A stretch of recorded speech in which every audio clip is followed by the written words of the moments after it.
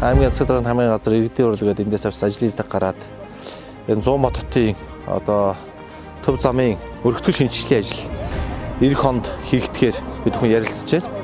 За яагаад вэ гэхээр 100 мод бол одоо нэлээдгүй хүн хөдөлгөөнөөс өөрчилж байгаа шинэ хотууд биелэх Монгол Улсын засгийн газар алсын хараа 2050 гэдэг ингээд олон уялдаа холбооны дээр нь одоо энэ хойноос түнэл гаргах гэдэг олон одоо улсын хэмжээний аймаг орон нутгийн хэмжээний нийтийн бүтээн байгуулалт хийгдэхээр төлөвлөж байгаа.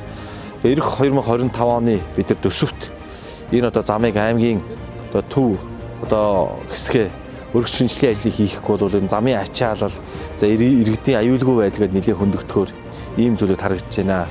Тийм болохоор өнөөдөр холбогдох хэлцээний дарга нартай зөвшөлтс за 100 модных ингээ зөвшөлтсөд ямар ч байсан энэ иргэжил төв аймгийн арт замуудаа бид нар 4 игнэ болгох ажлыг бол энэ хавраас эхлэхээр төлөвлөж байна.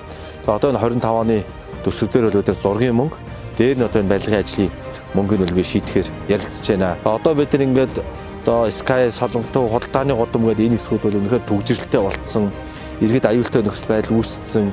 Тэгээд иймэрхүү нөхцөл байдлууд байгаа. Тийм болохоор одоо бид нар энэ гайгүй байгаа дээр нь энэ газраас чөлөөлөх ажлуудыг эдгээр хийж явахгүй бол цаашдаа улам хоёр талаас газраа шахаад ах юм бол энэ аймагчин энэ 100 мод хот биш болно. Тийм болохоор эртгэнээс энэ жоохон боломжтой байгаа дээр жоохон янзлах дээр нь нөлөөлөлт төрж байгаа. Аж ахуйн нэгжүүд, албан байгууллагууд за дээр нь иргэдтэйгээ бас зөвшөлдсөх ажлуудыг энэ үйл хийх нэ. Тийм болох төр одоо манай иргэд эдгээр бол одоо бид хүн төрөлсгөөс явуулах гэж байгаа энэ арга хэмжээ бодлого шийдвэрээс хүндэтгэлтэй харж бас зөвшөлдсөж тэгэхээр бид нар бол иргэдийг аль нэгэн одоо юу гэдгийг эрхийн зөрчөөд, өмчийн зөрчөөд булаагаад авах ийм зүйл огтосоо байхгүй. Иргэдтэй айлуулхан зөвшөлдсөд дээр нь орон сууцны барилгажуулалтын асуудлууд байгаа. Одоо бид нар дээр нь социализм үеийн нэг давхар цагаан байруудад ингээ байгаад байгаа. Дээр нь одоо ус, дулаан, сан техникийн нойлын, бохрын асуудал гэдэг үнэхээр хүнд байдал болцсон байна. Тэр энэ ажлуудаа бид нар бас энтэйг уялдуулаад явах нь бол хаамаас чухал байгаа. Тэгээд дээр нь энэ айлуудтай зөвшөлдсөд иргэжлээс одоо хувийн хвшилтэд хамтарч дахин төлөлтийн ажлуудыг яаралтай эрчимтэй явуулах, иргэдэд ая тухтай ийм амьдруулах энэ ажлуудыг бол одоо зоригтой ингээ шийдээд явах ийм асуудал яригдчихэж байна. Тэгээд энэ оны 12 сарын 2-нд болох хурлаар бол энэ ажлууд бол нэлээдгүй орно. Тийм болохоор төсвийн нийлээ шийдэх ёстой, зургийг шийдэх ёстой.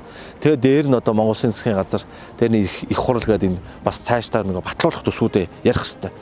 За нэг ажил нь болохоор юу ярих гэхээр төв аймаг руу одоо иргэд болгон ярьж байгаа. Одоо энэ зүүнлэгээрээс болоод энэ хэсгээс зүүн талаас Налах хэсгээс баруун талаас одоо Улаанбаатар хот хэсгээс бол том дэргэний нэлээдгүй аймгийн төвөөр орж ирж байна. Энэ бол одоо иргэдийн аюулгүй байдал бол алдагдж байна гэдэг. Урд бүхэнд бид нар мэдж байгаа. Яашаа 5 давхраас наашаа уруудаад одоо хичнээн хүний амь нарс ирсэд төрөнгөөрөө хогорсон ийм зүйлүүд байгаа. Тэгэхээр бид нар энийг шийдэх хэрэгтэй нийт төрөв. Энийг бол 4 игнэ болгох дээр нь төв аймгийн төвөөр том машин оруулахгүй байх. Энэ арга хэмжээг иргэжлээс голоо зохион байгуулна. Зүүнлэгээс урагшаа сэргэлэн рүү автсан тавих хэрэгтэй. Эндээс сэргэлэнгээсээ салаад одоо нис хонгоцны бууд руу холбох. Ингээд том дэрэг орж ирэхэ болчих. Ийм одоо бас боломжууд өдөрт байгаа. Тэгээ энийг хамгийн гол нь ярихаас илүү зурган дээр буулгах бодлогын хэмжээний боловсруулад арга хэмжээ болгоод ингээд цаашдаа явна гэж харж байгаа.